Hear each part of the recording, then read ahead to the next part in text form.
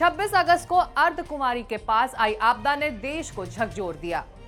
जिस रास्ते से श्रद्धालु देवी के जयकारे लगाते थे, वहां अब तबाही का मंजर है। श्रद्धालु पूछ रहे हैं कि इस तबाही का गुनहगार कौन है। वैसे तो पर्यावरण से छेड़छाड़, पेड़ों की अंधाधुंध कटाई जैसे तमाम कारण बताए जाते हैं। इन बातों को पर्यावरण के लिए काम करने वाले, उसकी समझ रखने वाले लोग भी मानते हैं, लेकिन एक दावा ऐसा है जिसने इस पूरी आपदा को देवी के कोप से जोड़ दिया है। कहा जा रहा है कि देवी की तपस्या में खलल ना पड़ती तो यह आपदा भी ना आती। ये दावा किसने किया?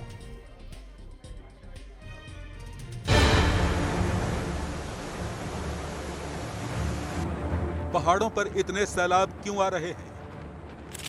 26 अगस्त को माता वैष्णो देवी के यात्रा मार्ग पर आई त्रासदी की वजह क्या है? क्या माता वैष्णो देवी गुस्से में है? बस को बख्श दो, पेड़ लगाओ, इधर तबाही हो गई है लोगों की, नहीं देखा जाता। अब 2 महीने पहले भी तबाही की, अब फिर से तबाही कर दिया आपने।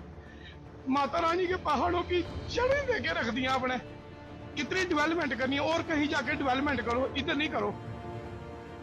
और मैं अकेला कितना बोलूं, कोई बोलता ही नहीं है, कोई बोलता ही नहीं है। सबको प्रोटोकॉल चाहिए, सबको जहाज की, जो जहाजों की टिकटें लेता है ना, उसको बोलना ही नहीं है श्राइन बोर्ड के खिलाफ। जिसको अच्छे दर्शन चाहिए वो श्राइन बोर्ड के खिलाफ बोलता ही नहीं है। कोई नहीं बोल रहा है यार, बोलना पड़ेगा।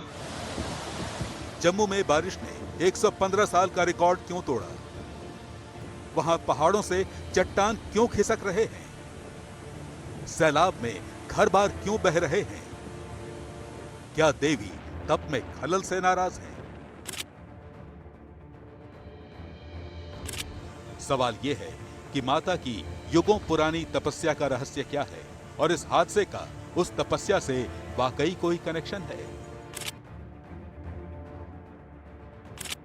हम आपको देवी की तपस्या के रहस्य और इसके तबाही कनेक्शन से जुड़े हर सवाल का जवाब देंगे, पूरा सच आपके सामने रखेंगे। लेकिन उससे पहले वहां का ताजा हाल दिखाते हैं, क्योंकि वैष्णो देवी के जिस यात्रा मार्ग पर 24 घंटे चहल पहल रहती थी, जिस रास्ते पर हमेशा भक्तों का रेला उमड़ता था, देवी के जयकारे गूंजते थे, वहां आज सन्नाटा है।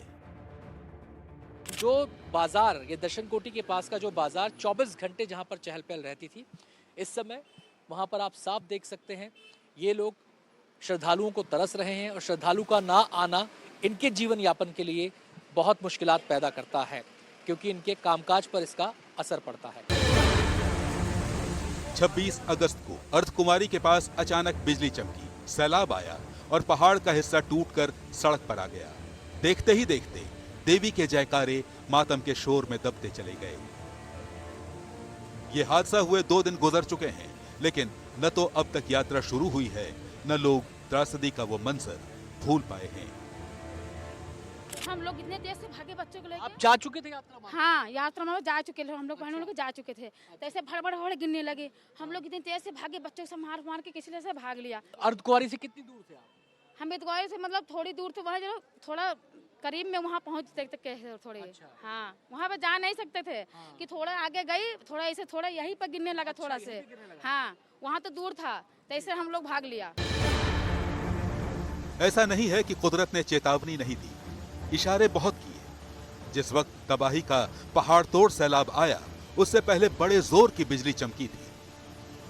पत्थर के छोटे छोटे टुकड़े पहले ही रास्ते पर गिर रहे थे। ये सारी बातें वो बता रहे हैं जिन्होंने अपनी आंखों से हादसा होते देखा और बड़ी मुश्किल से जान बचाकर भाग सके। हमारे सामने तो एक गिरा था, तो हमने दौड़ लगा दी थी।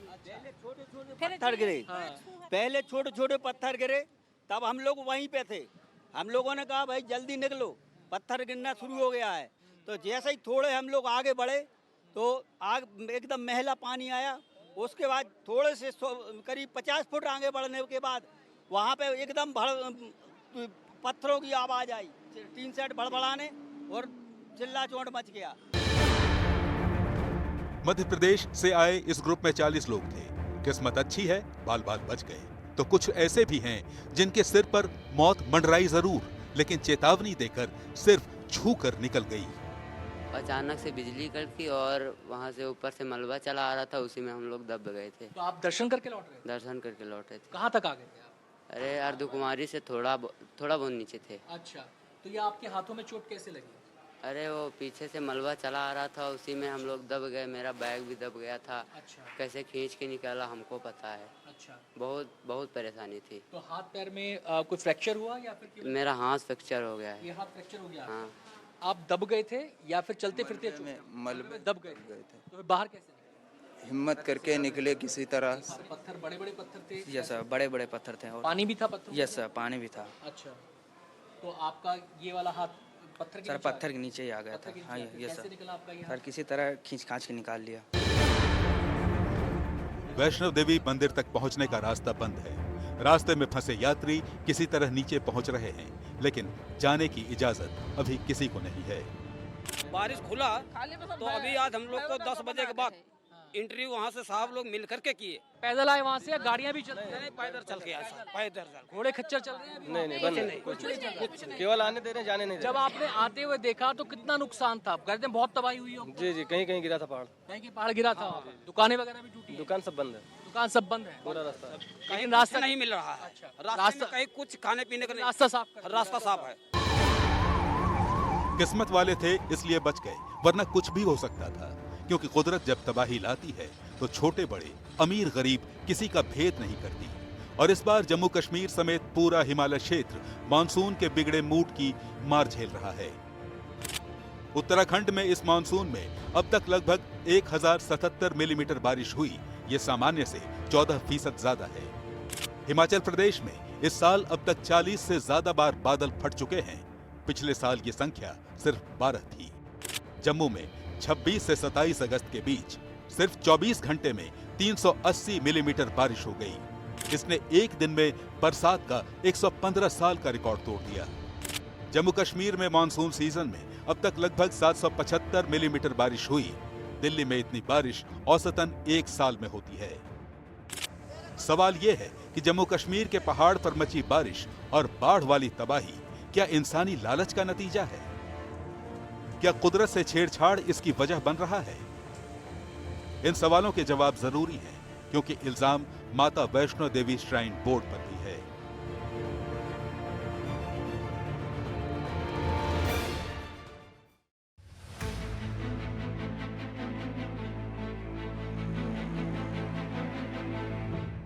भावनाएं और इल्जाम अपनी जगह हैं, लेकिन पर्यावरण की समझ रखने वाले, इसमें हो रहे बदलावों पर नजर रखने वाले क्या कह रहे हैं, वो समझना बेहद जरूरी है। जो है ये combination of climate change plus man made disaster, जिस तरह का की विकास की परिकल्पना हमने हिमालय को की है, हमने उसके जियोलॉजिकल जो रियलिटीज हैं, जो उसका एक जियोलॉजिकल वल्नरेबिलिटी है कि हिमालय में किस तरह का विकास होना चाहिए, हिमालय की कैरिंग कैपेसिटी क्या है, हमने उसको बिना ध्यान में रखे ही हमने जिस तरह के प्रोजेक्ट्स किए हैं, जिस तरह से सड़कों का निर्माण किया है, हाईवे का निर्माण किया है, हमने डिफॉरेस्टेशन, हजारों हजार पेड़ काटे गए हैं, स्लोप को जो है, जो हिमालय के स्लोप को जो है वो उसको विध्वंसित किया गया है। ये सब एक दिन में नहीं हुआ, बरसों बरस से होता रहा। नतीजे अब दिखाई पड़ रहे हैं। लेकिन माता वैष्णो देवी में आस्था रखने वाले जम्मू कश्मीर की इस विनाश कथा का एक सिरा देवी की तपस्या से जोड़ रहे हैं। मेरा दिल कह रहा है माता रानी गुस्से में है, गुफा में माता रानी तपस्या कर रही है, आप बाहर हार्न बजा रहे हो, आपके 207 गाड़ियां, ट्रालियां, गाड़ियां उधर हार्न बजा रही है, कोई तपस्या कर रहा है, माता रानी तपस्या कर रही है श्री राम के लिए, और आप माता रानी को तपस्या भी नहीं करने दे रहे हो, और दिन रात यात्रा छोड़ी हुई है। माता रानी को सोने दो ना। पूरे अपने देशवासियों को बोलना चाहता हूँ, त्रिकुटा पर्वत को बजाओ, बहुत पूजनीय है जे, इतना पूजनीय है जे, जहां माता वैष्णो देवी हजारों लाखों सालों से तपस्या कर रही है। देवी की तपस्या से त्रासदी कनेक्शन वाली बात का सिरा त्रिकुटा पहाड़ी पर विराजने वाली माता वैष्णो देवी से जुड़ी किंवदंतियों से मिलता है। इस कथा के मुताबिक माता वैष्णो देवी के बचपन का नाम त्रिकुटा था। उनका जन्म दक्षिण भारत में भगवान विष्णु के अंश से हुआ। त्रिकुटा ने प्रभु श्री राम को पति के रूप में पाने के लिए तपस्या शुरू की। माता सीता की खोज में निकले श्री राम रामेश्वरम तट पर त्रिकुटा से मिले। देवी त्रिकुटा ने श्री राम को पति के रूप में पाने की इच्छा जाहिर की। प्रभु श्री राम ने अपने एक पत्नी व्रत की बात कहकर विवाह से इनकार कर दिया। लेकिन देवी को यह वचन जरूर दिया कि लंका से लौटते समय उनके पास आएंगे।